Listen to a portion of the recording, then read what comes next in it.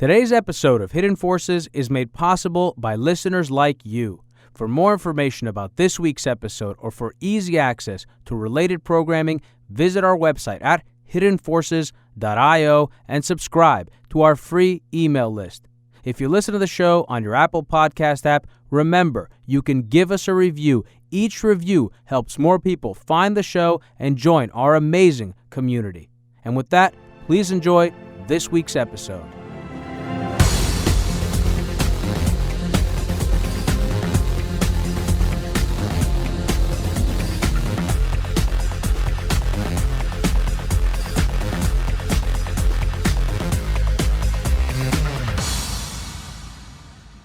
What's up, everybody? My guest on this week's episode of Hidden Forces is Ben Hubbard, the Beirut bureau chief of the New York Times. An Arabic speaker with more than a decade in the Middle East, Ben has covered coups, civil wars, protests, and jihadist groups in more than a dozen countries, including Syria, Iraq, Lebanon, Saudi Arabia, Turkey, Egypt, and Yemen. His first book, MBS, The Rise to Power of Mohammed bin Salman, recently published last week, and he is here to speak with us today. Ben, welcome to Hidden Forces. Thank you very much. It's great having you on. So, give us an update, because the whole world is transfixed with this coronavirus, and I live in New York City, actually. I'm not in New York City at the moment, but I think New York just announced, the city did, but I think the state also announced shelter in place. People are pretty freaked out here. What's the mood in the Middle East and specifically in Lebanon?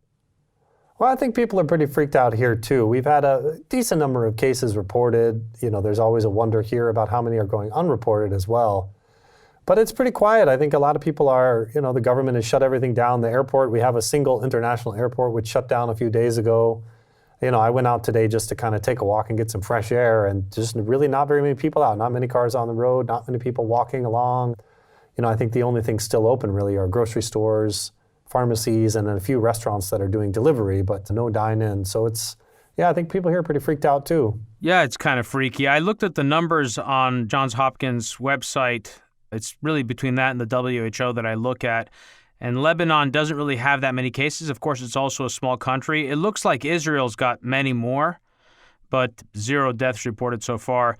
And Saudi Arabia, the country we're going to discuss, also seems to be largely unaffected. Of course, Iran is the big kahuna in the region, in the greater Middle East, which has been affected by this. So I'd love at some point to maybe discuss that, because I think it's relevant in the context of this oil price war, which I think just puts even more pressure on Iran. So maybe you can start us off by giving us a sense of your own life, your career trajectory. How did you end up getting to cover the Middle East and learn Arabic? Well, it was somewhat convoluted. My sort of original love when I was growing up was Africa. That's what I was most interested in. Ever since I was a child, I was sort of fascinated by traditional cultures in Africa. And when I went to university, wanted to study in Africa. And the only department that would allow me to do a study abroad program in Africa was the history department. And the focus that they had was Africa and the Middle East. They put them all together. So I signed up for Africa, but then through that started taking Middle Eastern history courses and got interested in it that way. And that eventually led me to Arabic. I got very interested in the language, and then, did a number of things in my 20s, served in the Peace Corps in West Africa. And then sort of once I started pointing towards journalism, felt that, the Middle East was going to be a place that would have lots of, opportunities and interesting things to do. Decided to focus on Arabic. I spent 2 years studying in Cairo to get my Arabic good, and then, basically started working. So when did you start working for the New York Times? Oh, let's see. I moved to the region in 2008 to work for the Associated Press, and then, worked in a number of different countries, and then moved to Beirut in 2012 and moved to the Times in 2013. So your book is specifically about Saudi Arabia. It comes at an auspicious time, given the recent move by the Saudis to increase production in the face of collapsing global demand for oil. This has been a huge story that's rocked global energy markets and markets more broadly. We'll get into that, and we'll obviously get into Mohammed bin Salman specifically. But I think, for most people who don't really know much about the Middle East, myself included, at least insofar as the level of expertise that I'm describing here, Saudi Arabia seems like a very opaque country. It's almost like something out of the Middle Ages. It's some of its rituals, its practices, the opulence of its palaces. Can you give us a sense of this country and also the context in which Mohammed bin Salman rose to power? Because as I understand it, he pretty much came out of nowhere. He wasn't on the radar of most people, even those people who were looking at the region. Right. I mean, Saudi Arabia, there's sort of a number of key aspects, I think, to understanding it as a country and understanding it as a society. I mean, the first thing would be, I think the sort of the fundamentals, we're talking about sort of a desert society that, has some of the holiest sites in Islam. Both Mecca and Medina are in the western part of the country. And so this, has given it a particular religious character. You also have in the history of the country, you have this alliance between the Al Saud, who are the royal family of Saudi Arabia, and these very, very, very traditional, or I should say very sort of austere clerics, and who follow a very strict interpretation of Islam known as Wahhabism. And this is an alliance that goes back to the sort of the very, very beginnings of the dynasty 300 years ago. And when the modern kingdom of Saudi Arabia was founded in 1932, this alliance came along with it. And so it's from this that we get a lot of what we see from the outside from Saudi Arabia. So on one hand, you have the royal family, you have one of the world's last remaining absolute monarchs ruling the country, you have a crown prince, you have a number of other princes and princesses, and it's a good sort of old-fashioned monarchy, the kind that you just don't really see that much in the world anymore. And at the same time, you still have Wahhabism. You still have this very, very austere interpretation of Islam that is, in a lot of ways, much stricter than you see even in many other conservative Islamic societies. So it talks about, things about sort of very strict, or at least traditionally talked about very strict segregation between unrelated men and women, where you would not see them socializing in public. When I got there in 2013, it was, you would have restaurants would be divided. You would have a so-called family section where families would go and they would sort of have their own rooms where they could have some privacy. And then you have the singles section. And the singles section was really just men. Single women were not allowed in the singles section. But this kind of enforced this really strict gender segregation until, a few years ago, obviously one of the best known aspects of this was the ban on women driving. Saudi Arabia had always banned women from driving, and the clerics over the years had given many different reasons for why this was the right thing to do in Islam, even though pretty much no other Muslims in the world sort of subscribe to this idea. And then I think the third thing to really understanding what Saudi Arabia is would be oil, obviously. Saudi Arabia probably would have been a place that never interested the world very much. It didn't have very much to offer, didn't have very many resources. It was kind of a desert. Other than the Islamic holy sites, it didn't really have much that would have caught the world's eye. And then all of a sudden they discovered they had tremendous, tremendous amounts of oil, which, made them currently the world's largest oil exporter. And, that put them on the map. It made them a force that everybody had to deal with. And so that, gave them the power to spend money in order to spread their religious ideology around the world in a way that they wouldn't have been able to do otherwise. It made Wahhabism very much a global force instead of just a kind of a local religious trend. And it gave the government as well just tremendous power. It shaped the Saudi economy, made it a place where, the vast majority of employed Saudis work for the government. Many of them aren't even required to do very much work. And it gave Saudi a lot of clout in the world. It's made it, now it's a member of the G20, sort of effect that it has on global oil markets, whether you want to go back to the 1973 oil embargo and the way that it was able to use the oil weapon against the United States and Israel, or, up to sort of what it's doing today. So I think those are kind of the three main things to understand for why Saudi Arabia has the role in the world that it does. This just came to me now. I wish I had thought to do this earlier. Have you seen the movie Syriana? Oh, maybe many years ago. Besides the fact that it was a great movie, I don't know how accurate it was, but I'm reminded because you mentioned what Saudi Arabia was and what it would have been were it not for the oil. And I got this scene in my head of Matt Damon speaking to someone from the court talking about what the House of Saud was doing before they found oil, which was pretty much cutting people's heads off in the desert, and that's where they're going to be in the next 100. I don't know how accurate that is, but it makes me think a lot about exactly what you said about the importance of oil. And so maybe skip ahead and we'll come back to this, but in the context of that question, in terms of oil, MBS has made one of his important line items to break from Saudi Arabia's reliance on oil. And he's had these grand visions about renewables and all sorts of other stuff. How much of that vision is just showmanship and a desire to appeal to international leaders, and how much of it is an actual attempt to really create a sustainable economy that can transition from oil and that can exist independently of that? Well, he's certainly not the first Saudi leader to recognize that the kingdom's tremendous dependence on oil is a liability in the long run. I mean, you can go back, Saudi publishes these sort of strategic plans for the kingdom, and going back many, many years, they've always said we need to diversify away from oil, and they've just never really made much progress in doing that. And certainly the high oil prices that we saw from up until 2013 into 2014 didn't give them a whole lot of incentive to do that. Oil was $140 a barrel, safely over 100, and they were earning plenty of money from that and able to sort of spend on what they felt they needed to spend on. MBS comes in, 2014, the global oil price starts going down. 2015, King Abdullah, the previous monarch, dies, and King Salman comes in, who is MBS's father. He starts delegating tremendous powers to MBS, and so, as you said, one of sort of the landmark aspects of his project is this, attempt to diversify the Saudi economy. And he's talked about all these different ways that they're going to do that.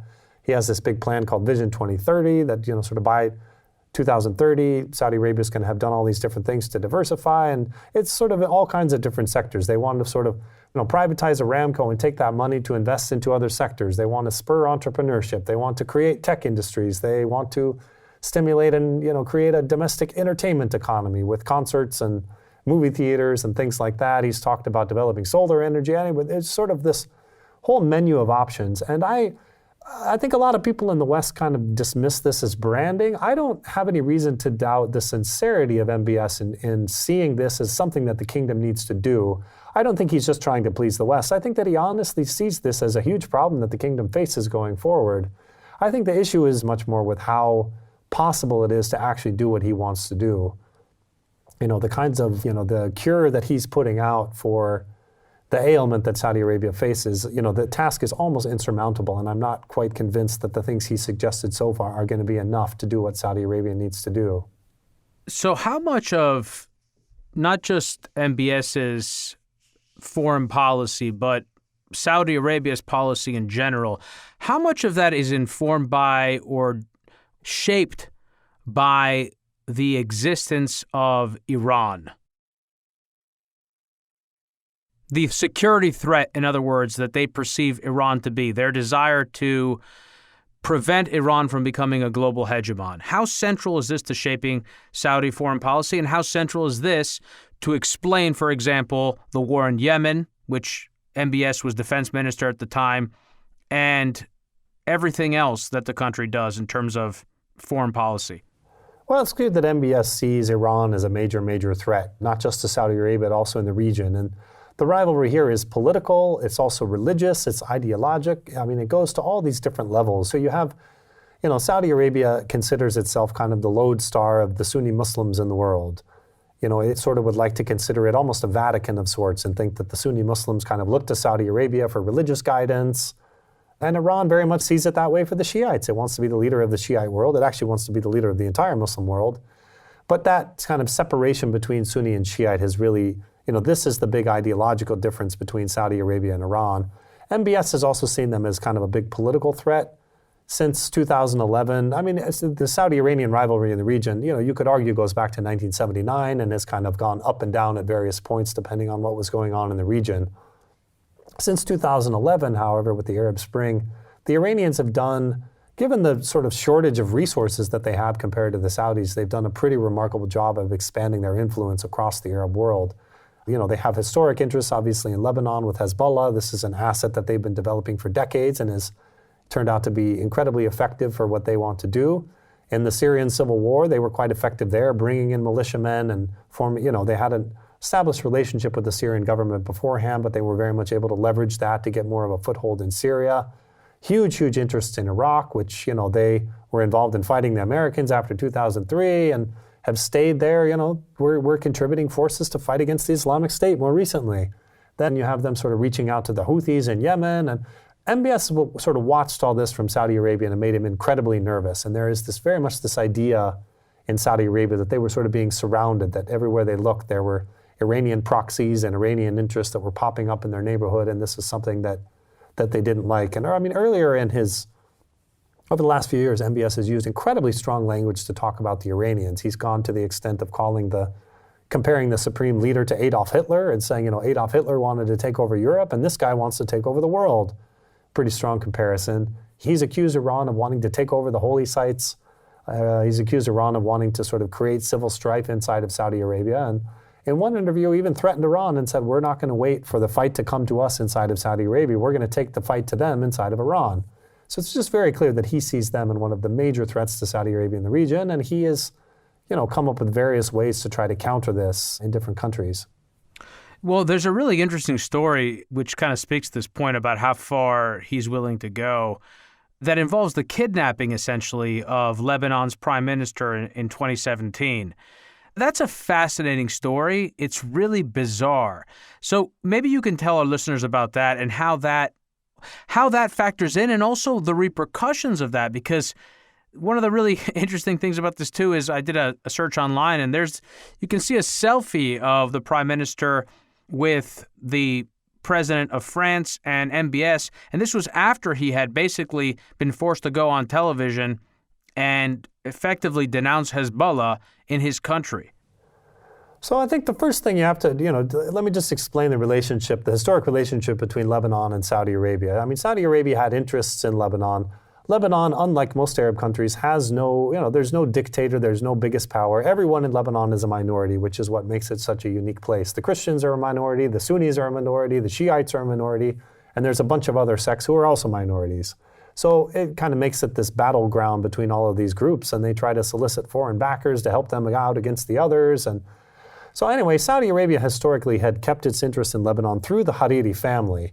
They used to work through Rafiq al-Hariri, who was the prime minister you're talking about, was his father. He was a very, very successful businessman who had made a lot of money working in Saudi Arabia.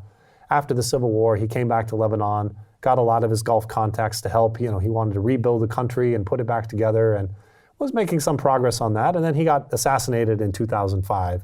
So that political dynasty goes to one of his sons, Saad Hariri. Saad Hariri becomes the prime minister and, kind of takes up this relationship with the Saudis. And anyway, then we get to 2017 and he gets a call on his cell phone from, one of MBS's people saying, the Crown Prince would like to see you. He'd like to go camping with you this weekend in the desert. And he says, okay, great. So he gets on a plane, he flies to Saudi Arabia. He's wearing sort of sport clothes because he thinks they're going to be out in the desert. And next thing you know, they basically get a suit for him. They dress him up. They hand him a statement that's been written by someone else. They put a TV camera up and they record him reading the statement saying that he's resigning as the prime minister of Lebanon and saying some pretty nasty things about Iran. And this immediately sets off shockwaves across the region because, nobody in Lebanon knew that this was coming, including some of Hariri's closest aides. He never discussed with them beforehand, I'm thinking about resigning, or comes as a huge shock here. And all of the diplomats and sort of everybody else who's involved in keeping track of the Lebanese political scene, everyone is just floored and everybody immediately smells a rat for a number of reasons. First, the fact that this was completely unprompted. Nobody saw this coming. Nobody expected this. It seemed to just come out of the blue. And there was something in the language that Hariri used. I mean, this is a guy who was a prime minister. He was often public speaking at events. He would go on TV. He would have press conferences. And so people knew what he sounded like. They knew the kind of language that he used. And he didn't at all talk the way that he talked when he gave this resignation speech. I mean, at some points, he even seems to trip over the language as if he's not exactly sure what he's saying. So that sets up this whole process of trying to figure out what the heck happened to Saad Hariri. And so you have, diplomats and Lebanese officials sort of scrambling and talking to each other and figuring out what to do. And, pressure sort of ramps up and you have, a number of people get involved, especially Emmanuel Macron of France gets involved. And a number of weeks later, Hariri finally gets on a plane and leaves. He makes his way back to Lebanon, soon rescinds his resignation, and things kind of carry on the way they were before, except that this guy has been sort of humiliated and his political credibility in the country sort of has taken a blow. And everybody's sort of baffled by this. And when the reporting that I was doing on it, everybody's trying to figure out sort of what were the Saudis thinking that they could do. And I think the most charitable explanation is that MBS kind of looked at the relationship with Lebanon the way that an investor would. And he said, we've invested all this money in Lebanon because we want to have political influence there. What have we gotten for it? And he basically decided it was a failed investment. We have Saad Hariri, who is not nearly as effective as his father. We have Hezbollah, which is still the country's most powerful military force. It's a very effective political party. And this guy, Hariri, who's supposed to be our political ally there is with them in a power-sharing government. So what have we gotten for all this investment? So they seem to have had this idea that they could get Hariri to resign, and this would sort of start civil strife in Lebanon that would bog Hezbollah down, and that the Sunnis would rise up against the Shiites. And I mean, really kind of crazy stuff. And it was very much a sort of scenario where if you were to ask Lebanon experts around the region, everybody could have told you, like, there's no way that that's going to work. That's not what's going to happen. But for some reason, MBS and his aides decided that this is what they wanted to do to try to change the political situation in Lebanon. And it was a complete failure. In a recent episode we did, our guest discussed, his thesis had to do with something that other people, Richard Haas has talked about this, Ian Bremmer, and of course, many people in the foreign policy establishment, which is that we are moving towards an increasingly disorderly world. And traditionally, for decades now, most famously in the 1991 Gulf War, the United States has been basically the arbiter in the Middle East, even with respect to the Israeli-Palestinian conflict. It's always dependent on the United States to participate and to play a role in order to solve conflicts. As the United States withdraws, in particular with the most recent withdrawal from northern Syria, or the movement of troops, are we seeing, and you as a Middle East correspondent who covers these various players, Turkey, Iran, Saudi Arabia, are we seeing these countries taking more into their own hands? And case in point, someone like MBS, a young ruler, I think he's 34 currently, basically saying, you know what, it's time for us to step up and begin to flex our muscles in the region and do things that previously were unthinkable. I think that's true to a certain extent. Yeah, I mean, I think it started under the Obama administration. There was, he was somebody who obviously came into the White House having promised during the campaign that he wanted to get the United States out of quote unquote stupid wars, get us out of Iraq. So there were a number of places, a number of times during his administration when the United States was not as involved in events in the Middle East as perhaps it would have been under previous administrations. I think specifically if you look at the civil war in Syria, some of the responses to some of the Arab Spring uprisings and things like that, the U.S. kind of, we were there, but we're kind of taking a backseat or trying to keep it at arm's length. And obviously Trump has made it very clear since he came in that he's not interested. He's not interested in being involved in these places, and he doesn't really care about a lot of the wars that are going on here. He's just kind of not very interested and doesn't think that there's really much American interest to be looked out for. Obviously he's still interested in oil, and in the case of Saudi Arabia, he talks very often about the importance of selling them lots and lots of weapons. But we don't have this sense in the United States that the United States needs to be here sort of as a policeman, or that we need to be a broker, or that we need to be kind of managing the place. And I think it's very common in Washington to sort of talk about this as an innately negative thing, and I don't necessarily consider it that. I think that Americans tend to think very highly of their government's ability to shape events across the world, and there's this idea that if America pulls out, things are going to go to pot, and these dictators locally are going to do a lot of nasty things. But I think in the case of the Middle East, there just aren't a whole lot of examples of the United States being involved in ways that really do a tremendous amount of good. Okay, the invasion of Iraq in 2003, sort of set off, multiple civil wars inside of civil wars, laid the groundwork for the birth of ISIS and things like that. Libya, 2011, yeah, we got rid of Gaddafi, and then we basically left behind a failed state with two administrations that are still at war with each other this many years later. And so I'm a little skeptical of the idea that, the United States needs to be here to keep everybody in line, because I just don't think there's a whole lot of good record in the recent Middle Eastern history showing the United States keeping everybody in line. I'd agree with you on that. So what does the Middle East look like as the U.S. withdraws and as countries like Turkey, for example, begin to change their expectations around what the role of the United States is in the region and their responsibility to ensure their own security? Well, you'll definitely have countries, taking matters more into their own hands, probably worrying a little bit less about repercussions from the United States for taking certain kinds of actions. Some different examples of this. I think you can see it with, certainly the way the civil war in Syria proceeded. I think after the, Bashar al-Assad used chemical weapons in 2013, and then Obama decided not to really punish him in any way, certainly not militarily. I think it became very clear to the Syrian government and to the Russians that this was a place where they could kind of do what they wanted, and the United States was not going to come in and draw a line and try to stop them, and that led to sort of increasing levels of brutality in the civil war. More recently, you can look at the Turkish invasion of Syria. Trump made it very clear, okay, the Turks want to invade this corner of Syria. We don't have huge interest there, even though we have some forces there. So let's just pull our forces out of the way and let the Turks do it. So I think we'll see increasingly sort of that sort of activity. But again, I don't think it's all necessarily bad. Last year we had this incredibly surprising attack on 2 Saudi oil facilities that the United States government and everybody else later blamed on Iran. These were drones and cruise missiles that targeted a number of processing facilities and just did tremendous damage in very, very short time. And, there was a lot of talk at the time about, okay, the United States is supposed to protect these places, and this is part of the Carter Doctrine, and, Trump basically didn't do anything about it. And I think that there was a lot of hand-wringing, certainly in the Persian Gulf countries, the Persian Gulf allies of the United States, about what do we do if we can't count on the United States anymore? But what we saw was actually, people like MBS reaching out to some of his foes and trying to bring the temperature down.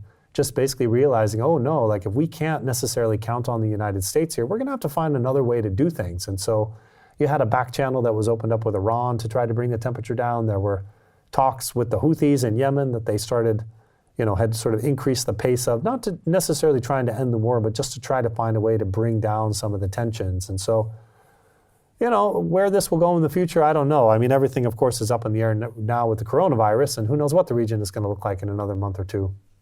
Well, I had one question, but now you raised 2. So the first question was that I'm fascinated by this, specifically what happens, and this isn't just the case in the Middle East, and it's not something I'm just fascinated geopolitically. It's true also in financial markets, with central banks as an example, or other very large, powerful forces that exist within the ecosystem that exert a gravitational force upon the structure of that ecosystem.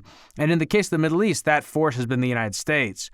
And with the withdrawal of U.S. power in the region, I imagine we will expect to see a reworking of alliances. And one interesting example is Saudi Arabia and Israel. So much so, and this I think speaks to the kind of maverick that MBS seems to be, his willingness to help participate in brokering a peace between the Israelis and the Palestinians along terms that are much more favorable to the Israelis than has traditionally been what Saudi Arabia would support. So talk to me a little bit about how these alliances are forming. What do you think the region is going to look like geopolitically and diplomatically over the next few years? Do you have any thoughts about that? Well, I try to stay out of the fortune-telling business just because the region is a complex place and it's hard to tell where things are going. I mean, I think the Saudi-Israel, it's definitely premature to call it an alliance. I mean, they still don't even have formal diplomatic relations, so I wouldn't quite go that far. But what we have seen under MBS is kind of a warming up, and I would say, perhaps a non-aggression pact. I have to think about exactly the right terms. But just to give some people some history, I mean, all of the previous kings of Saudi Arabia have been incredibly vocal about support for the Palestinians, support for the creation of a Palestinian state. They've supported, boycotts against Israel. The 1973 oil embargo was directly punishing the United States for his support for Israel. So there's a very long history in Saudi Arabia of criticism of Israel, of blasting Israel for its treatment of the Palestinians, and very much supporting a Palestinian state. I mean, even King Salman, who is, before he became king, for many, many years, he was a fundraiser. He was in charge of raising money in the royal family and getting it to the Palestinians. So this is something that's baked very, very deeply into the royal family. And what's been interesting since MBS came onto the scene is he doesn't seem to care in the same way. I mean, it's quite clear that he does not have the same attachment to the Palestinian cause or the Palestinian issue that many of his elders do. It's not something that he talks about. He never see him sort of waving his fist and saying, we're going to get Jerusalem and this and that. And he gave a remarkable interview to Jeffrey Goldberg of The Atlantic where he basically said all peoples, speaking, he was asked directly about Israel, and he said, all peoples, the Israelis and the Palestinians, have right to their own land. And then he proceeded to speak quite in a complimentary way about Israel, saying, we actually have a lot of interest. We both don't like Iran, and they could play a role in the region with their economy and their tech sector. And so it's become very clear that for MBS, I mean, when he looks around the region, he no longer sees Israel as an enemy the way that previous Saudi leaders would have. He's much more worried about Iran. And he knows that Israel has a very strong military, has a very strong tech sector. has a very strong intelligence service, that it also, has a long-standing animosity towards Iran. And so there's very much an idea that there's an alignment of interests there. And it's hard to tell how far this is going to go. You have not had public meetings between MBS and Israeli officials. There hasn't been official talk about opening diplomatic relations. Even when you had sort of the Kushner peace plan release, this, quote unquote deal of the century, the Saudis, pretty much kept mum on it, and they sort of said, we need to stand up for Palestinian rights. I mean, they were basically pro forma statements. What was most significant for me is that they did not stand in the way of it in any way. They didn't say, we're going to try to block this from happening or block this from going forward. And it's just not something that's very high on MBS's priority list. And so, that could change after King Salman dies. I mean, he's somebody who's been talking about the Palestinian issue for decades and decades. Perhaps when he passes away, if MBS becomes king, as most people expect, we could see a significant warming between Saudi Arabia and Israel. Okay, so I have many more questions that are current and topical, but one of the things from your book, maybe the most, and from your reporting as well, because you've written a lot of articles over the years about this, which I've read, is the 2017-2019 Saudi Arabian purge at the Ritz-Carlton. And I think this is also interesting and important to talk about because there was recently something similar, not on that scope or scale, but we saw MBS put in under house arrest other members of the royal family. So his level of sort of Machiavellian shifting is very interesting. First of all, why don't you tell our listeners what I'm referring to? And then what does this tell us about really his staying power as a leader in Saudi Arabia? And also, something else I should mention, it came to my mind now because you were talking earlier. Another thing I thought was really interesting that I learned from reading your book is that MBS has transformed Saudi Arabia, or has aimed to transform it from a country that has been largely seen as a religious leader and sort of its legitimacy coming from its position as the situation where Mecca and Medina are situated, to actually relying on this sense of nationalism. And this is really interesting because we're seeing this also in Europe. We're seeing this in the United States. There has been a resurgence of nationalism. So actually, there are two questions there. One is, how does MBS fit into this larger rise of nationalism and maybe even authoritarianism? And then maybe after that, you can tell us the story of the Ritz-Carlton and then use that maybe as a way to segue into a conversation about what he's been willing to do and how far he's been willing to go to really take hold of the reins of power in Saudi Arabia. Well, historically, Saudi leaders always based their legitimacy on the idea of religion. I mean, it's been something that's deeply, deeply woven into the history of the kingdom, this alliance between the royal family and the clerical establishment. And, they were sort of, happy to be Saudi Arabia, but they were Saudi Arabia because they were the defenders of Islam. They were the custodians of the two holy mosques. They wanted to be this lodestar for Islam in the world. And so much so that even for many years, they didn't celebrate Saudi National Day. I mean, when Saudi National Day was created, and you had a lot of resistance inside of the clerical establishment of the country, just saying that we should not celebrate this thing. We should not be celebrating the country. We should be sticking to our religious holidays. And, this is something that has lasted until quite recently. And then, more recently, National Day has sort of come out and become a big Saudi holiday. But it was not something that was widely welcomed at the time that it was created. MBS sees it in a very different way. I mean, he's very much weakened the religious establishment. There's the so-called religious police in the country who are kind of the on-the-ground enforcers of some of the very austere social codes. One of the early moves that he took was to take away their power to arrest. And so that really defanged them in terms of their ability to impose things on people inside the society.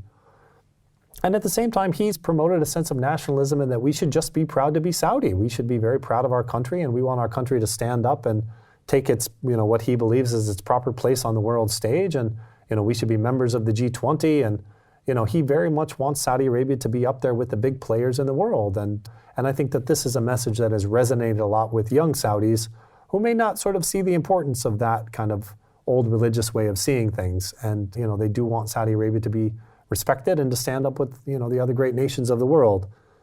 In terms of the Ritz-Carlton, this was sort of one of these other, sort of mind-blowing events that happened during his rise, that at the time it happened, it was just hard to believe that it was happening and hard to make sense of. But in November 2017, over a very short period of time, you had the officials from the royal court and the secret police round up somewhere around 400. It was, more than 300 of the richest and sort of most powerful people in the kingdom.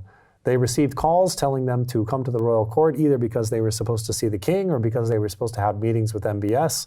When they arrived, they were relieved of their telephones, their guards were sent home, they were, basically had all of their possessions taken away, and then they were checked into the Riyadh Ritz-Carlton. They were each put in their rooms, told to leave the doors open, and left there. And, they were there for a number of months, most of them, and, very soon engaged in a process of quote-unquote negotiation with the royal court about recuperating what were deemed to be ill-gotten gains. And so, the government at the time said that this was a mass crackdown on corruption and that the only way that Saudi Arabia is going to move forward is to get rid of all of this kind of fat in the system, all these people who had been, siphoning money out of the economy in various ways. But there was also a lot of criticism. I mean, people said, okay, well, how do you define corruption in a country that's named after the royal family? I mean, where exactly is the line between public wealth and private wealth when you have a royal family? A lot of the people who spoke to me were relatives of people who were locked in the Ritz, and they basically said, yeah, there was lots of corruption, but if there was corruption in Saudi Arabia, it was all done with the knowledge of the royal family and with the knowledge of the government. I mean, they were sort of saying, well, everybody was doing it, and we all knew that everybody was doing it, and so you just changed the rules on us. But also, Ben, just to interrupt for those who haven't read your book, because in your book you go into detail about this, it doesn't even seem that corruption is the right word, because this is modus operandi. This was an expectation about how things were meant to work. The money, you talked about it, I think, in terms of like a waterfall, that money flows from the top down and everyone does their best to try and get as much of it as they possibly can. Some schemes are more legitimate than others, but ultimately it's just kind of how things worked. So how unfair was it to even call it corruption? Well, I mean, it's hard to sort of make a judgment on fairness. I think the people who ended up in the Ritz-Carlton... How accurate was it? Yeah, I mean, I think the people who ended up in the Ritz-Carlton certainly would have argued that they were just following the system as it had been created, saying, the royal family created this system. We were just operating inside of it. Some of these were some of the biggest business people in the kingdom, who had been doing business with the state and business with members of the royal family for decades. And sure, they'd made a lot of money out of it, but they'd also built a lot of the country's infrastructure and created other businesses that employed a lot of people. And so there was definitely a sense from the people who were locked up that this was unfair. And it raised questions, there were definitely reports of abuse. It does seem like a lot of people were roughed up inside in various ways, and most of them have not wanted to talk about it since they came out. But there's every reason to believe that there was lots of coercion. This was not just a negotiation process. People were not allowed access to legal counsel to sort of defend themselves. They were squeezed. And I think what it tells us about MBS, I mean, the Ritz-Carlton incident ended up kind of serving a number of purposes for him. For one, it eliminated sort of the last of a number of rivals inside of the royal family. Historically, the royal family, you've had princes that kind of had their own independent power bases because they had money, and with money you can sort of have supporters and, keep your own patronage networks going. And he basically eliminated a few princes who kind of still had their own power bases. And then I think the sort of more important result of it is that he basically marshaled the kingdom's capital, and not just the state capital, but a lot of what would have been considered private capital for his own purposes. And so even if these people, the government said it recuperated about, I think it's $106 billion they say that they got back from the Ritz-Carlton in assets. But a lot of these guys went home and they had electronic monitoring bracelets on. They couldn't go home. Some of them are still banned from travel. Some of them are actually still detained. And so even if they kept their money, there's very good reason to think that they were not entirely in charge of their own finances. And so, if MBS decides I want to do a new project and I need some investment, he can phone these people up and, very quickly raise the capital that he wants. I mean, I think his position would be, you got all this money from Saudi Arabia, and now I'm going to marshal it in the service of the projects I want to do for the country. I saw this interview that Prince Al-Walid, who is just one of the most famous members of the royal family, he, of course, bought Citigroup on the dip during the great financial crisis, plowed a huge amount of money into it, owns hotels all over the world, goes horseback riding and flying eagles. I mean, he lives the life. And he gave an interview with Eric Schatzker over at Bloomberg after the Ritz-Carlton event, and he looked scared. He looked scared when Eric brought it up and asked him what it was like. He said, well, I can't say that I liked it, but he said, now I very much support Mohammed bin Salman. So I got this sense that, and it wasn't just this interview, it was also the Lebanese prime minister looked scared on television. I watched that as well. I think there seems to be a sense of fear. Are a lot of the people in the royal court and other members of the family, are they afraid of MBS? Oh, I think so. Yeah, I mean, I think, he did a number of things that nobody would have ever thought was possible. I mean, nobody would have thought that a prince in his early 30s could shove aside another crown prince, something that had never happened in the history of Saudi Arabia, and he did it to become crown prince in 2017. People never would have expected that he could summon and force to resign a prime minister of another country. And I mean, the Ritz, I think, scared everybody. I mean, the fact that he pulled it off, that he was able to summon this many people and just lock them up in this hotel and squeeze assets out of them, I think it sent a message to everybody that, you got to play by this guy's rules. Well, look, I've buried the lead here. I'm sure many of our listeners already are anticipating this question, but one of the reasons I ask about if they're afraid of him has to do with Jamal Khashoggi, right? Because this is this is the thing that put him on the map. And I think this is the thing that turned Western leaders against him. And that has to do with the murder of this Washington Post journalist, writer. And even that, I think, is misleading because Jamal Khashoggi only became a sort of a writer for the Washington Post after he had to leave, after he was banished from Saudi Arabia. And this would also, I think, be a great way to get into a conversation about Saud al-Qahtani and the commercial spyware industry that he tapped into and how this has been a big part of MBS's strategy, this desire to remake his image, which I think is also so characteristic of some of these either authoritarian or more closed or more illegitimate, insecure regimes that devote immense amounts of money and attention and focus to their image because of the insecurity of the legitimacy of their power. So talk to me about Jamal Khashoggi and what happened there. For people that just know his name, that heard that he was murdered, who was this character and how does this intersect with the rise of MBS? Well, I think the first thing to understand about Jamal Khashoggi is that by the time he was killed, he was in his late 50s and he had been a journalist for many, many decades. And for the vast majority of that time, he was seen as part of the Saudi establishment. This was a guy who worked for Saudi newspapers, who edited Saudi newspapers, who served as an aide to senior princes in the royal family. He, met with kings and traveled with kings on occasion. He was somebody that everybody trying to understand Saudi Arabia would talk to because he was known to be close to the centers of power. So, you can basically talk to anybody who was a researcher, a diplomat, a journalist working in Saudi Arabia during this period, and everybody knew Jamal. I started covering Saudi Arabia in 2013, and one of the first things that you did is you got Jamal's phone number. And so, anytime the kingdom did something and you were trying to figure out what they were thinking or what the goal was, you would call up Jamal, and he would answer his phone, and he would say, oh, yes, I think that the kingdom is worried about this, and the king is thinking about this. And, he was, very much counted on as somebody who could explain what the kingdom was doing to the outside world. And this lasted, all the way up until very recently. And, even when MBS came in, he hosted a big reception for a lot of Saudi journalists and clerics and people that he wanted on his team when he was releasing his big reform program. And he invited Jamal Khashoggi. So even MBS, early in his rise, he saw Jamal as somebody that you wanted to have on your team because he had a name and, he had all these relationships. And if you could get him to promote your message, that was going to be a win for you. The first break between them actually comes because of Donald Trump. When Donald Trump won the election in 2016, this was quite a shock for the Saudis, as it was for many other people. They had more or less been counting on dealing with a Clinton administration, and they knew Clinton from her time as Secretary of State. And so all of a sudden, there's this kind of scramble. We need to have a relationship with this administration. This is incredibly important for us. And so anyway, they start working on that. Jamal is pretty nervous. I mean, he knows about Trump. He knows Trump has said some nasty things both about Saudi Arabia and about Muslims in general. And he was quite honest about it. He, was quite critical on Twitter of a number of things that Trump had said. He wrote a quite well-known column at the time basically addressing Saudis and saying, we shouldn't be scared of Trump, but we need to prepare for him.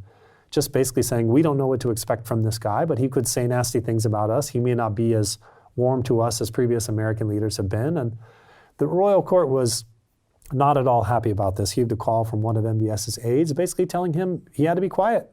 So they banned him from social media. They banned him from appearing on television. They banned him from publishing. And so he had this period of silence where he just kind of disappeared and kind of fell into depression and didn't know what to do with himself. He'd never sort of been on the outside before. And, It was during this time that, friends of his who were still inside the government said, you should watch out for yourself. You could end up being banned from travel, perhaps arrested. And so then he packs his bags and he travels to the United States, where he takes up residence outside of Washington, D.C., and starts figuring out what to do with his life if he can't be part of the Saudi establishment anymore. Very soon he's offered a position or an opportunity to write columns for the Washington Post. And so he starts writing about Saudi Arabia and MBS. And he, in a lot of ways was supportive of, I think, some of the things MBS wanted to do. He was supportive of the social reforms. He was supportive of the idea of the economic reforms, but was very, very critical of the authoritarian aspects of MBS's rise. MBS very much got rid of a lot of the margins for discussion, the margins for dissent, and even for sort of gentle criticism. MBS just made it very clear that he didn't want anybody criticizing what he was doing. And Jamal very much took issue with that and wrote about it a lot for the Washington Post. And I think that's really where the anger came from. It was not just that he was now a dissident, it was that he had been part of the establishment, and now he was not only a dissident, but he was sitting in Washington, D.C., writing in the Washington Post, writing to American policymakers, basically, and criticizing what the Crown Prince was trying to do. And this was just seen as a betrayal. Well, he said that he was acting like Putin, right? And I think in his first article for the Washington Post, he ended it by saying that, quote, "I want you to know that Saudi Arabia has not always been as it is now. We Saudis deserve better." And that article specifically really rocked the kingdom. How was that received by MBS and his court? And how significant was that in putting Khashoggi back on the radar? Well, that was his first column, and until then, I don't think they really knew what to expect from him. I mean, I assume that they knew that he had left the kingdom and that he was in the United States. I don't think they really knew kind of which direction it was going to go, and he was actually still in talks with them. There were some efforts to try to bring him back. There was some talk about giving him some money to set up kind of a think tank in Washington that would try to sort of give the Saudi view of things. But that column was really the breaking point. And, Jamal, I think, a number of his friends were arrested by the Saudi government soon before that, and I think that was kind of a breaking point for him. And he just kind of spelled it out in that column. And I think once he had criticized him in that way, there was just really no way that he could go back, no way that they would forgive him and try to reintegrate him into the system again. So he started getting fire hosed by online trolls during this time, right? And this is kind of a way to shift into a conversation about MBS's right hand during his rise, a man by the name of Saad al-Qahtani. Saad al-Qahtani had spent time on message boards years before this, trying to basically develop contacts in what you call in the book the commercial spyware industry. But basically, whether it's independent hackers or actually companies that provide tools for spying on your citizens or hacking into the devices of other leaders, most famously in terms of MBS is Jeff Bezos. There's no smoking gun, of course, but that's not usually how these things work. And also, of course, you, and we'll get into that.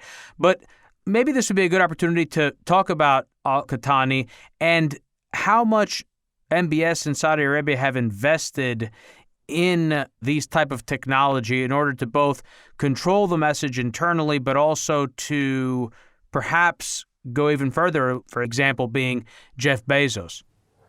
Well, MBS realized very early in his rise that there were a lot of new tools that he could use to consolidate his power. And a lot of them were, there were a lot of new technologies that he could tap. And so, you have this guy, Saad al-Qahtani, whom you mentioned, and he had been working in the royal court actually under King Abdullah. And, started casting about getting to know spyware and hackers and going on sort of online hack forums and trying to, figure out how to break into email accounts, things like that. Had tried to reach out to some of the... Young guy. Yeah. He's a young guy also, right? Yeah, relatively, and not particularly skilled. I mean, he, in his time on the hack forums, he was targeted a number of times and hacked himself. They would get into his account and then they would sort of force him to pay money to get his email account back and things like that. I mean, he was not a high-powered hacker with serious skills. Anyway, he, when MBS comes in, he managed, basically, Saad al-Qahtani manages to convince MBS that I have techniques that are going to help you out. And so MBS deputizes him to sort of marshal this effort. And it really kind of takes two forms. On one hand, you have what I would call sort of social media manipulation, where they basically realized, Twitter is a huge force in Saudi society. In the United States, some people are on Twitter, some people are not. And it's, it's kind of one piece of the social media universe. In Saudi Arabia, it's almost impossible to overstate how important Twitter is to people. Saudis are on Twitter all the time. Many of them have multiple accounts. They use it to get their news. They use it to communicate. They use it for all sorts of different things. And, MBS and his team basically realized that with not a huge amount of intervention, you could change the tenor of different discussions. So if there's a discussion going on Twitter criticizing something that MBS had done, you don't actually need a huge number of accounts to go in to sort of muddy the waters or report it so that it gets taken down temporarily by Twitter, or other sort of ways, or to amplify things that made MBS look good. So they got to be very good at this, by using bots and other kind of techniques. And then you have sort of the much more aggressive, I would say, kind of offensive, technical, the more offensive efforts to get at dissidents. And so this sort of starts off with hacking and things like that, going after people online. Then, you have sort of the cell phone hacking that begins. And then from there, it ramps up into actual going after people in the real world. There were a number of, Saudis, dissidents, critics, and other people who were sort of had fallen out with the government in some way, who were basically kidnapped abroad and dragged back to the kingdom. And some of them still are sort of being held, and people don't know very much about where they are. And, and then all of this sort of leads us eventually to the killing of Jamal Khashoggi. And I think, the fact that this built up gradually and over time, they very much developed a sense of impunity that they could get away with this kind of thing.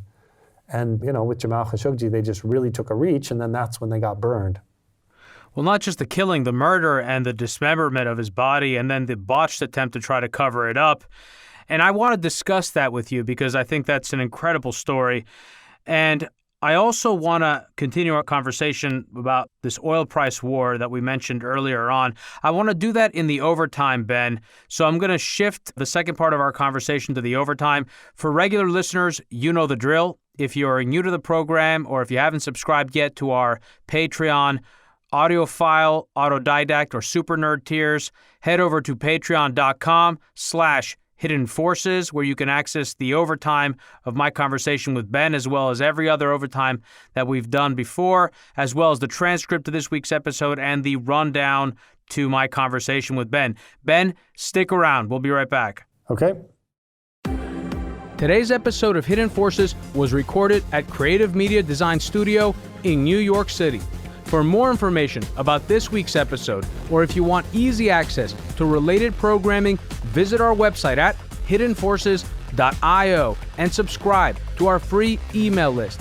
If you want access to overtime segments, episode transcripts, and show rundowns full of links and detailed information related to each and every episode, check out our premium subscription, available through the Hidden Forces website or through our Patreon page at patreon.com/Hidden Forces. Today's episode was produced by me and edited by Stylianos Nicolaou. For more episodes, you can check out our website at hiddenforces.io. Join the conversation at Facebook, Twitter, and Instagram at Hidden Forces Pod, or send me an email at dk@hiddenforces.io. As always, thanks for listening. We'll see you next week.